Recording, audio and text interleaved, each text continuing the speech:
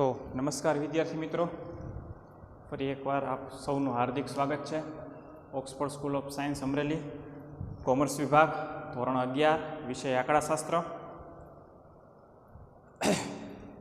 આપણે જે ચર્ચા કરી અત્યાર સુધીમાં અને અત્યારે આપણે જે ચર્ચા શરૂ છે આદર્શ પ્રશ્નાવલીના લક્ષણો, તો એ પહેલાં હું પાછું થોડુંક જૂનું તમને યાદ કરાવી દઉં કે આપણી જે મુખ્ય ટૉપિક છે એ ભૂલાઈ ન જાય. મુખ્ય ટૉપિક શું છે આપણો? તો કે મુખ્ય ટૉપિક એ છે કે પ્રાથમિક માહિતી એકત્રિત કરવાની રીતો. તો કે ભાઈ પ્રાથમિક માહિતી એકત્રિત કરવાની મુખ્ય કેટલી રીત? તો કે પ્રાથમિક માહિતી એકત્રિત કરવાની મુખ્ય 3 રીત. એક પ્રત્યક્ષ તપાસ, એક પરોક્ષ તપાસ અને ત્રીજું પ્રશ્નાવલીની રીત. ભૂતકાળમાં જે રીતના ચર્ચા થઈ એ પ્રમાણે આ રીત સૌથી મોટી રીત છે, પ્રથમ 2 રીત કરતાં અલગ રીત છે. તો અલગ રીત હોવાના કારણે આપણે ઘણી બધી બાબતો નવી શીખ્યા આ રીતની અંદર. બીજું કે આ રીતથી અત્યાર સુધી તમે શું તપાસ કરતા શીખી ગયા છો? આ રીત વડે કેવી રીતના તપાસ કરવી એ શું તમે શીખી ગયા છો? તો કે નહીં, હજી તો તમે એ જ સ્ટેજ ઉપર પહોંચ્યા છો કે પ્રશ્નપત્ર એટલે કે પ્રશ્નાવલી એટલે કે ફોર્મ કેવી રીતના તૈયાર કરવું. અને મેં આની પહેલાંના લેક્ચરમાં કીધું હતું એ પ્રમાણે કે જે પ્રશ્નાવલી એટલે કે ફોર્મ તૈયાર કરવું ને એ એક કળા છે. એ કળા તમે શીખી જાઓ ત્યારબાદ જ તમે એ પ્રશ્નાવલીને રીતની તમે તપાસ હાથ ધરી શકો. તો હજી સુધી તો તમે એ જ સ્ટેપ એ જ લેવલ સુધી પહોંચ્યા છો કે તમારે આ પ્રશ્નાવલી કેવી રીતે તૈયાર કરવાની, એના લક્ષણો શું છે, કેવા પ્રશ્નો પ્રશ્નાવલીની અંદર મૂકવા જોઈએ, કેટલા પ્રશ્નો પ્રશ્નાવલીની અંદર મૂકવા જોઈએ, તમારો હેતુ શું છે એની માહિતી તમારે તમારા ઉત્તરદાતાને આપવી પડશે. એ તમે શીર્ષકના સ્વરૂપમાં આપો કે આખો અલગ જ એક પેજની અંદર તમે હેતુલક્ષી કાગળ આપો, એ તમારી ઉપર છે જેવડા હેતુ પ્રમાણે. ત્યારબાદ કેવા પ્રશ્નો પૂછવા જોઈએ. છેલ્લા લેક્ચરની અંદર આપણે ચર્ચા થઈ કે ટૂંકા પ્રશ્નો પૂછવા જોઈએ અને સરળ પ્રશ્નો પૂછવા જોઈએ. સામેવાળો વ્યક્તિ જે ઉત્તરદાતા છે એ પ્રશ્નોને સમજી શકે એવા પ્રશ્નો હોવા જોઈએ. ત્યારબાદ એવું સમજ્યા કે કોઈ પણ જાતના પર્સનલ પ્રશ્નો પૂછવા જોઈએ નહીં. પ્રશ્નોની સંખ્યા બને એટલી ઓછી રાખવી, તો 25 કરતાં વધારે પ્રશ્નો તો ન જ હોવા જોઈએ. બરાબર? હેતુને સુસંગત જ પ્રશ્નો હોવા જોઈએ, એ સિવાયના કોઈ પણ પ્રશ્નો હોવા જોઈએ નહીં. અને ખાસ કરીને કોઈ પણ જાતના પર્સનલ પ્રશ્નો તો પૂછવા જોઈએ જ નહીં. બરાબર?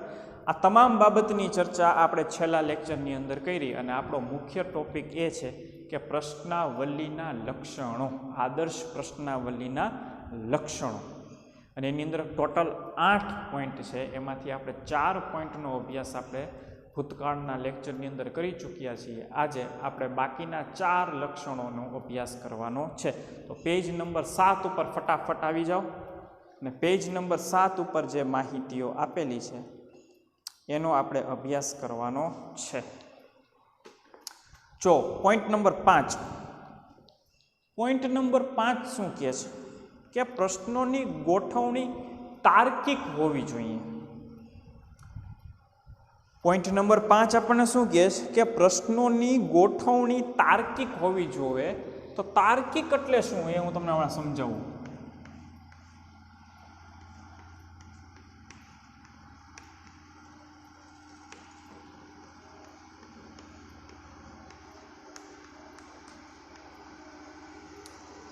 પાંચમો પોઈન્ટ શું છે કે પ્રશ્નોની ગોઠવણી તાર્કિક હોવી જોઈએ. એમાં ને એમાં આપણને એક ઉદાહરણ આપ્યું છે અને એમાં જોઈએ એમાં 2 પ્રશ્નોની વાત કરી છે કે તમારું સ્માર્ટફોન વિશે મંતવ્ય શું? અને બીજો એવો પ્રશ્ન છે કે શું તમે સ્માર્ટફોન વાપરો છો? તો તાર્કિક ગોઠવણી આપણને શું કહે છે કે પ્રથમ પ્રશ્ન કેવો હોવો જોઈએ? તો કે ભાઈ તમારું પ્રથમ પ્રશ્ન એવો હોવો જોઈએ કે તમારું સ્માર્ટફોન વિશે શું મંતવ્ય છે. બીજો પ્રશ્ન એવો હોવો જોઈએ કે શું તમે સ્માર્ટફોન વાપરો છો? તો આ જે પ્રશ્નોની ગોઠવણી છે એ ખોટી ગોઠવણી છે. તમારે પ્રશ્ન પહેલો કેવો પૂછવો જોઈએ? સ્માર્ટફોન વિશે જો માહિતી એકત્રિત કરતા હો તો તમારે ઉત્તરદાતાને પ્રશ્ન એવો પૂછવો જોઈએ કે શું તમે સ્માર્ટફોન વાપરો છો? અને ત્યારબાદ એવો પ્રશ્ન પૂછવો જોઈએ કે તમારો સ્માર્ટફોન વિશેનું મંતવ્ય શું છે. આને કહેવાય તમારી તાર્કિક ગોઠવણી. ખ્યાલ આવે છે? બેઝિક પ્રશ્નોથી શરૂ કરી અને હેતુગત પ્રશ્ન સુધી જવાનું, આને કહેવામાં આવે તાર્કિક ગોઠવણી. તમે ઊંધી ગોઠવણી કરશો તો તમને સારો પ્રતિસાદ ઉત્તરદાતા પાસેથી મળશે નહીં અને તમારો જે તપાસનો હેતુ છે એ સરખો નીવડશે પણ નહીં. એટલે મેં તમને કીધું ને કે આ એક કળા છે. પ્રશ્નાવલીના લક્ષણો એટલે કે પ્રશ્નપત્ર કેવું ગોઠવવું, પ્રશ્નાવલી કેવી રીતની ગોઠવવી એ એક કળા છે. તો એ કળાને લગતી બાબત જ જો આની અંદર આવી કે પહેલો પ્રશ્ન કયો હોવો જોઈએ? તો કે ભાઈ પહેલો પ્રશ્ન તાર્કિક ગોઠવણી અનુસાર એવો હોવો જોઈએ કે શું તમે સ્માર્ટફોન વાપરો છો? અને એમાં જો કોઈ વ્યક્તિ હા જવાબ આપે તો ત્યારબાદ એવો પ્રશ્ન પૂછવો જોઈએ કે ભાઈ તમારું મંતવ્ય શું છે. આને કહેવાય તાર્કિક ગોઠવણી. ખ્યાલ આવે છે આખી બાબતનો? એટલે પાંચમો પોઈન્ટ આપણને એમ કહે છે કે તમારા પ્રશ્નાવલીના પ્રશ્નોની ગોઠવણી હંમેશા તાર્કિક હોવી જોઈએ. તાર્કિક શબ્દનો અર્થ આવો છે કે બેઝિકથી શરૂ કરી અને હેતુગત પ્રશ્ન સુધી જવું. ગોઠવણી એવી રીતના કરવી જોઈએ કે જેથી કરીને ક્રમ વ્યવસ્થિત રીતના જળવાઈ રહે અને સામેવાળા વ્યક્તિને પ્રશ્ન વાંચવા પણ ગમે અને વ્યક્તિને પ્રશ્નના જવાબ આપવાની ઉત્સુકતા પણ જાગે. એવી રીતે તમારે તાર્કિક ગોઠવણી કરવાની છે. ખ્યાલ આવે છે? તો આ હતો આપણો પોઈન્ટ નંબર 5. છઠ્ઠો પોઈન્ટ શું કહે? જો મેં આની પહેલાંના લેક્ચરની અંદર કીધું હતું કે ભાઈ કોઈ પણ જાતના અંગત પ્રશ્નો ન પૂછવા જોઈએ.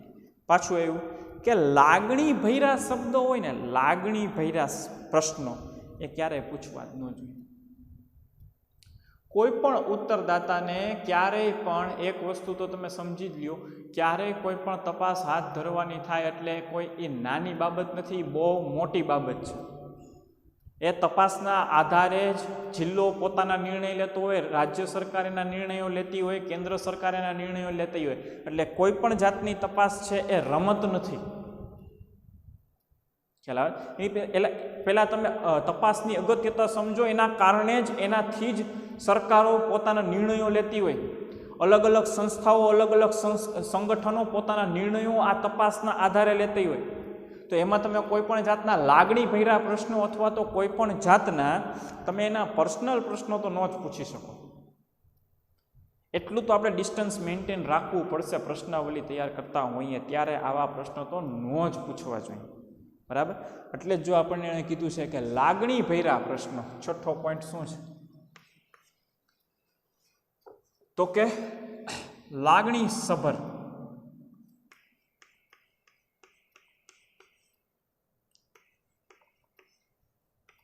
અને અંગત પ્રશ્નો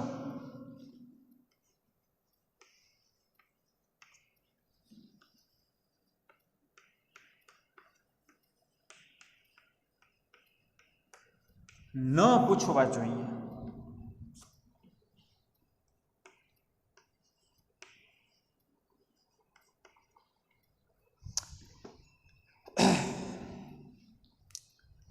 ખ્યાલ આવે છે? તો આવા પ્રશ્નો ન પૂછવા જોઈએ. અને મેં તમને કીધું એ પ્રમાણે તપાસ છે ને, તપાસ એ કોઈ રમત નથી. તપાસના પરિણામોને આધારે ભારત દેશનું આખું અર્થતંત્ર નક્કી થતું હોય. ભારત દેશની આખી, જેને એમ કહેવાય ને કે રોગ પ્રતિકારક કેવી રીતના કાર્યો કરવા એ બધું માળખું નક્કી થતું હોય, લોકોનું જીવન કેવી રીતના સુધરે એ બાબતના નિર્ણયો સરકાર કરતી હોય, અથવા તો કોઈ પણ સંગઠન કરતી હોય, અથવા તો કોઈ સંસ્થા કરતી હોય. એટલે તપાસનો હેતુ એવું છે કે માનવ જીવનનું અથવા તો આપણી આજુબાજુમાં રહેલા પર્યાવરણના બધાય જીવોનું કલ્યાણ થાય એ માટે જ તપાસ કરાતી હોય. ખ્યાલ આવે? કોઈ સરકાર કે કોઈ કંપની કે કોઈ પેઢી કે કોઈ દુકાન એવું વિચારીને ન કામ કરતી હોય કે હાલો આપણે આજે આને હેરાન કરી નાખીએ, કે હાલો આજે આપણે લાખો કરોડો રૂપિયાનું દેણું કરી નાખીએ દેશ ઉપર, કે બિઝનેસમાં લાખો કરોડો રૂપિયાની નુકસાની કરી નાખીએ, એવું કોઈ વિચારતું જ ન હોય. દરેક વ્યક્તિનો ઇન્ટેન્શન સારો જ હોય. બેઝિકલી કોઈ પણ વ્યક્તિ સરકારની અંદર કે સંગઠનની અંદર કે સંસ્થાની અંદર બેઠેલો વ્યક્તિ હોય, બેઝિકલી એનો ઇન્ટેન્શન સારો જ હોય. બરાબર? એ વસ્તુ કોઈ પણ કેન્દ્ર સરકાર હોય, રાજ્ય સરકાર હોય, નગરપાલિકા હોય, કોઈ પણ બાબત હોય, જે ડિસિઝન, જે નિર્ણયો લેવાના છે એવી જે બધી મોટી મોટી સંસ્થાઓ, સંગઠન અથવા તો સરકાર હોય, એ બધા હંમેશા પોતાના ઇન્ટેન્શન સારા જ હોય, પોતાને કલ્યાણ કરવાના જ હેતુથી લોકો કામ કરતા હોય. બરાબર?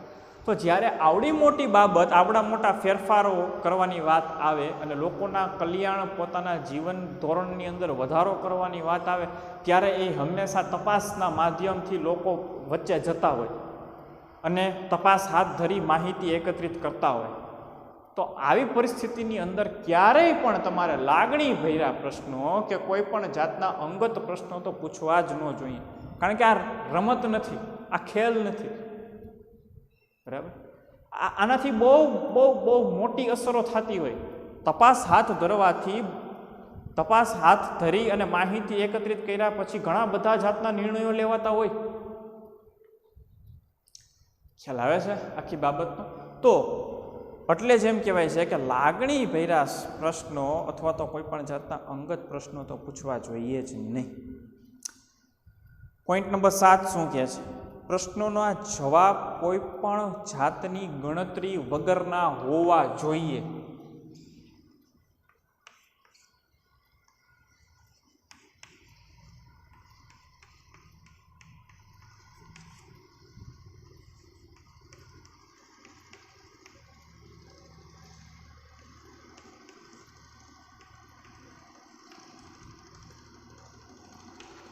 એવા જ પ્રશ્ન પૂછો. પ્રશ્નાવલીની અંદર પ્રશ્નો તમે એવા જ પૂછો કે એનો જવાબ દેતી વખતે કોઈ પણ જાતની ગણતરી આવવી જોઈએ નહીં વચ્ચે. પ્રશ્નાવલીની અંદર એવા જ હોવા જોઈએ કે જેની અંદર ક્યારેય પણ ગણતરી ન આવવી જોઈએ. કારણ કે સામાન્ય વસ્તુ છે, બધા વ્યક્તિ શિક્ષિત હોય એનો અર્થ એવો નથી કે બધા વ્યક્તિઓને બધી પ્રકારની ગણતરી કરતા આવડતી જ હોય. શિક્ષિત હોવા છતાં અમુક જાતની ગણતરીઓ કરવા માટે સામાન્ય વ્યક્તિ સક્ષમ હોતો નથી.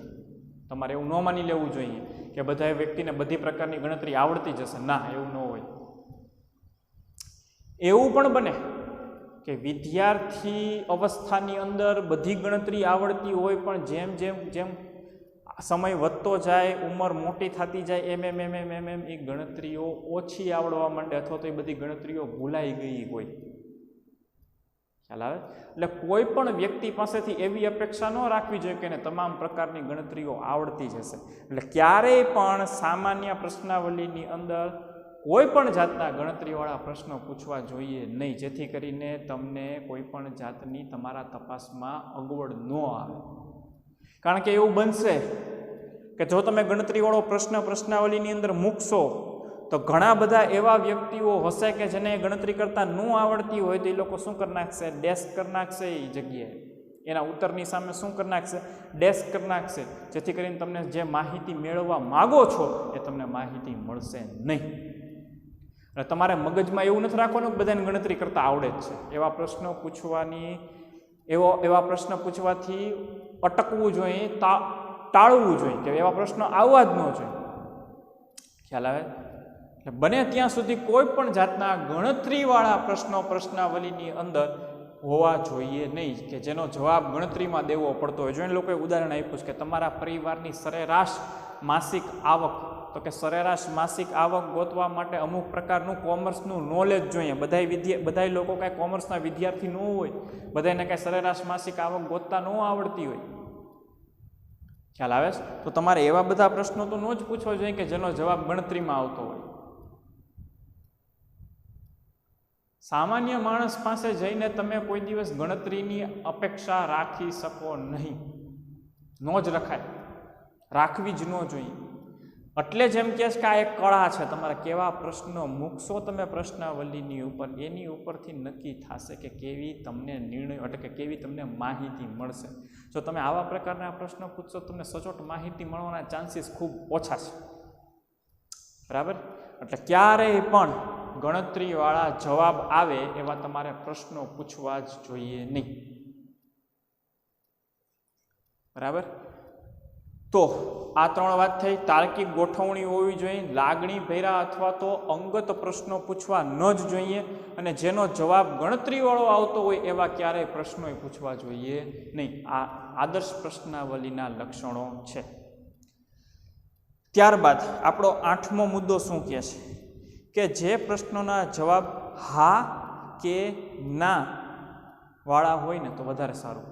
એવું તમે લખ્યું નથી, પણ હું તમને જે કહું છું બીજી વાત કહું કે કોઈ પણ પ્રશ્નોના જવાબ હા કે નાની અંદર આવી જતા હોય ને એવા જો પ્રશ્નો તમે પસંદ કરીને પ્રશ્નાવલીની અંદર મૂકો ને તો બહુ સારા પરિણામો મળે.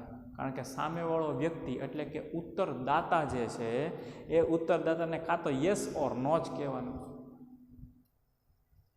તો એ વધારે પ્રશ્નોના જવાબ આપશે, એને વધારે ઉત્સાહ થશે પ્રશ્નોના જવાબ દેવાનો, એને સહેલાઈથી સમજાઈ જશે અને સહેલાઈથી હા કે નામાં જવાબે આપી દેશે. એવા પ્રશ્નો હોય તો સારું. હવે આખું વાક્ય વાંચીએ શું કહે છે.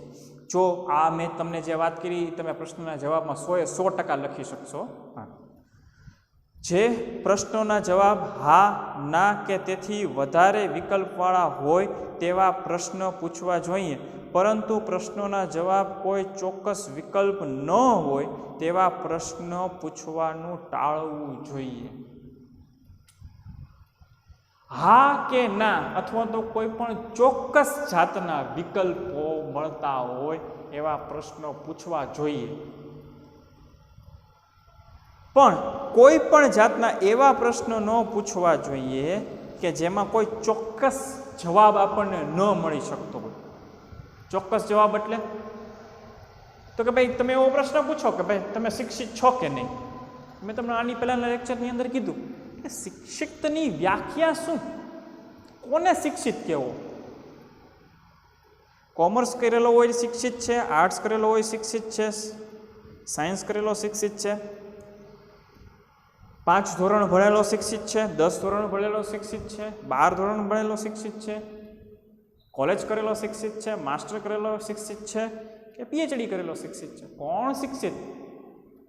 ડૉક્ટરને શિક્ષિત કહેવો, વકીલને શિક્ષિત કહેવો, એન્જિનિયરને શિક્ષિત કહેવો, સીએને શિક્ષિત કહેવો, સીએસને શિક્ષિત કહેવો, કોને શિક્ષિત કહેવો? એનો કોઈ સચોટ જવાબ ન મળે. સમજાય આખી બાબત? કારણ કે શિક્ષક વ્યક્તિની કોઈ પણ વ્યાખ્યા નથી. ખ્યાલ આવે? તો એવા પ્રશ્નો ન પૂછવા જોઈએ. બીજું ઉદાહરણ જો આપણને ચોપડીની અંદર આપ્યું છે કે દાખલા તરીકે શિક્ષણ વિશે માહિતી એકત્રિત કરવાની થાય અને તમને એવો પ્રશ્ન પૂછવામાં આવે કે અર્ધવાર્ષિક શિક્ષણનું વર્ષ વાર્ષિક હોવું જોઈએ કે અર્ધવાર્ષિક હોવું જોઈએ, એવો તમને પ્રશ્ન પૂછવામાં આવે તો તમારું મંતવ્ય અલગ અલગ કેટલા પ્રકારના મંતવ્યો ભેગા થાય અને કેટલા બધા શબ્દોની અંદર જવાબ લખવો પડે કે મારું મંતવ્ય એવું છે કે અર્ધ વાર્ષિક વર્ષ હોવું જોઈએ, એનું કારણ આમ છે ને એનું કારણ આમ છે ને એનું કારણ આમ છે. કોક કે ના એ તો વર્ષે જ પરીક્ષા લેવાવી જોઈએ, વર્ષ તો વાર્ષિક જ હોવું જોઈએ, એના કારણ આમ છે ને એના કારણ આમ છે ને એના કારણ આમ છે. ખ્યાલ આવે છે?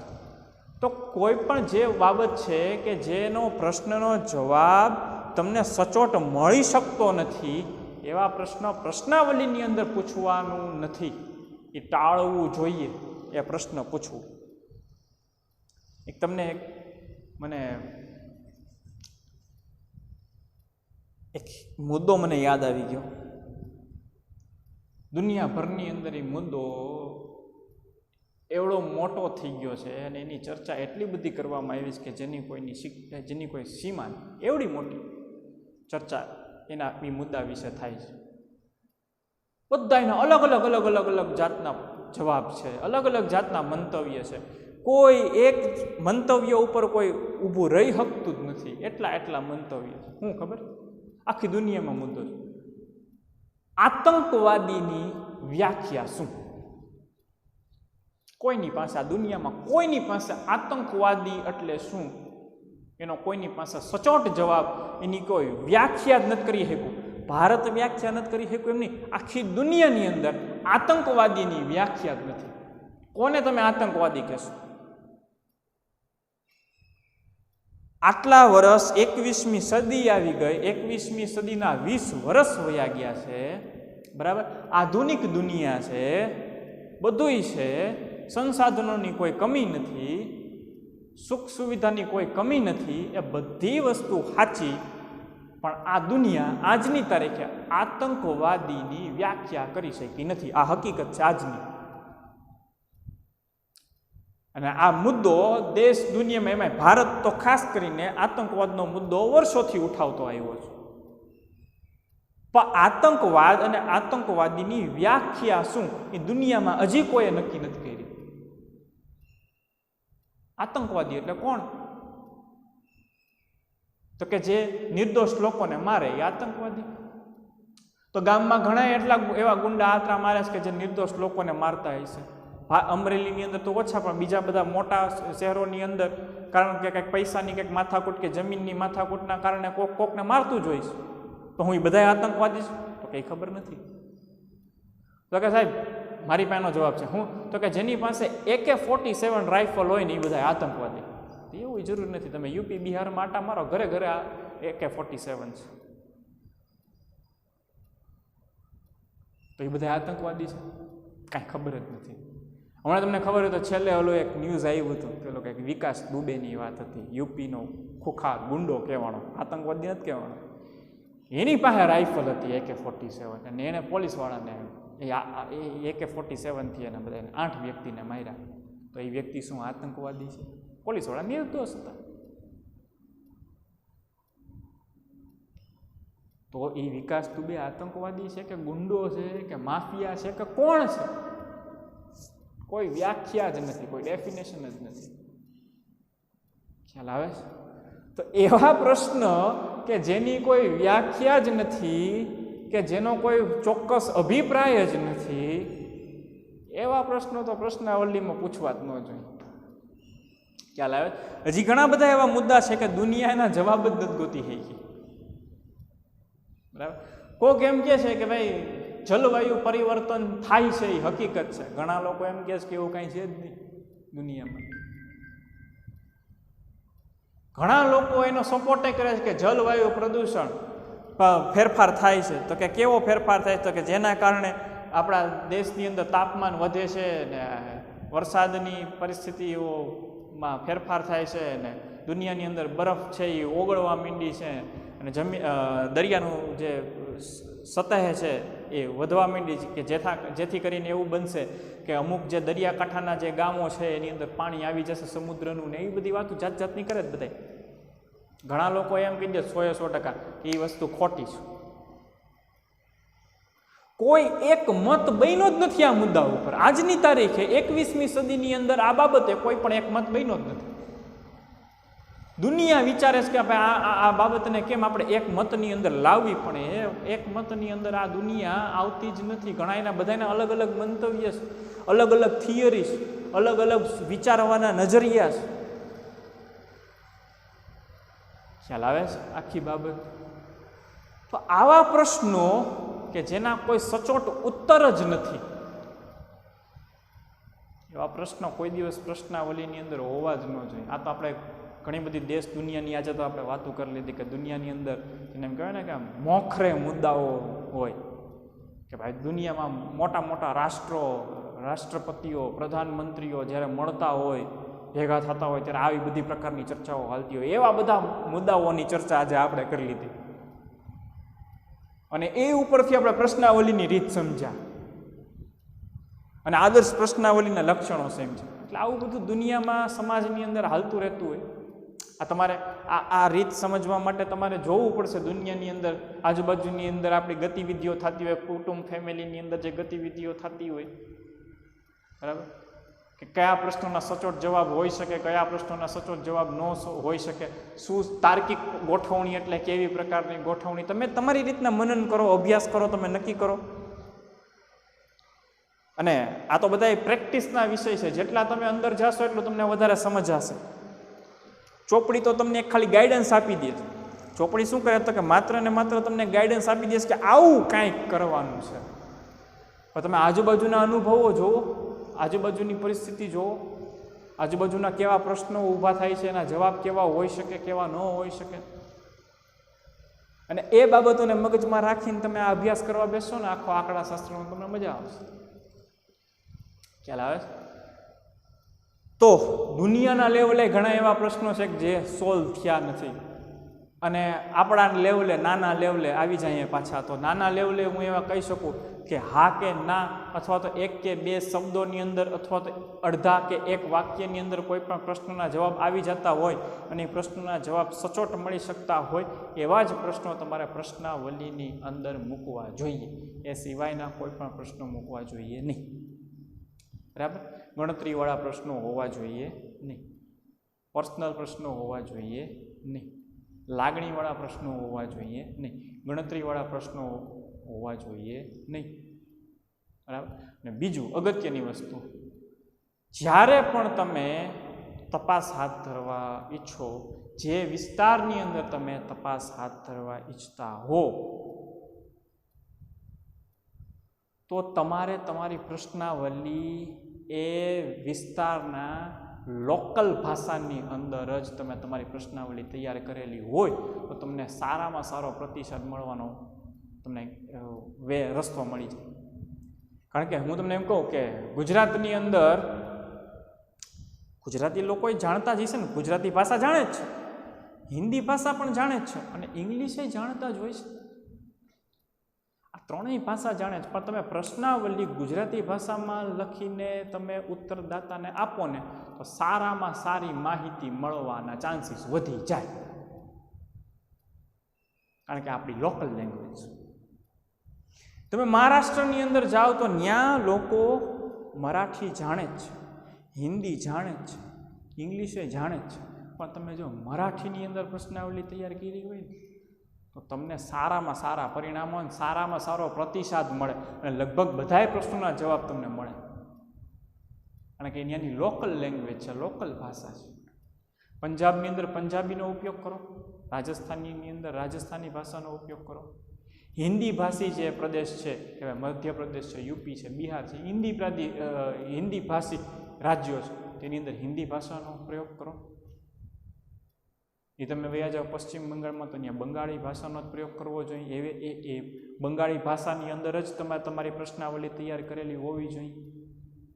લોકલ લેંગ્વેજનું ખૂબ મહત્ત્વ છે. માતૃભાષા કહેવાય ગુજરાતી આપણી માટે. ગુજરાતી ક્યારેય કોઈ દી કોઈને શીખવાડવી ન પડે. નાનું બાળક હોય, 3 વર્ષનું 4 વર્ષનું ટાબડિયું હોય ને, એ વ્યાકરણ સહિત એકદમ પરફેક્ટ ગુજરાતી બોલી નાખે. એવું કામ તો કે માતૃભાષા, આજુબાજુમાં એ જ ભાષા બોલાય છે. ખ્યાલ આવે છે? તો આ હતી આપણી આદર્શ પ્રશ્નાવલીના 8 મુદ્દાઓ. આ એક કળા છે. મેં તમને કીધું હતું કે ભાઈ પ્રશ્નાવલી કેવી રીતના તૈયાર કરવી એ એક કળા છે. તો આ કળા આ 8 મુદ્દાથી સિદ્ધ કરી છે, અને આ રીતના તમારે પ્રશ્નપત્ર, પ્રશ્નાવલી કે ફોર્મ, તમે જે ભાષામાં સમજતા હોય એ તૈયાર કરવું જોઈએ. અને આ એકવાર પ્રશ્નાવલી, પ્રશ્નપત્ર કે ફોર્મ તૈયાર થઈ જાય, એકવાર આ તૈયાર થઈ ગયું પ્રશ્નાવલી, હવે આના માધ્યમથી, આ પ્રશ્નાવલીના માધ્યમથી, આ પ્રશ્નાવલીને લઈને આપણે તપાસ હાથ ધરવાની શીખવાની છે આના પછીના લેક્ચરની અંદર.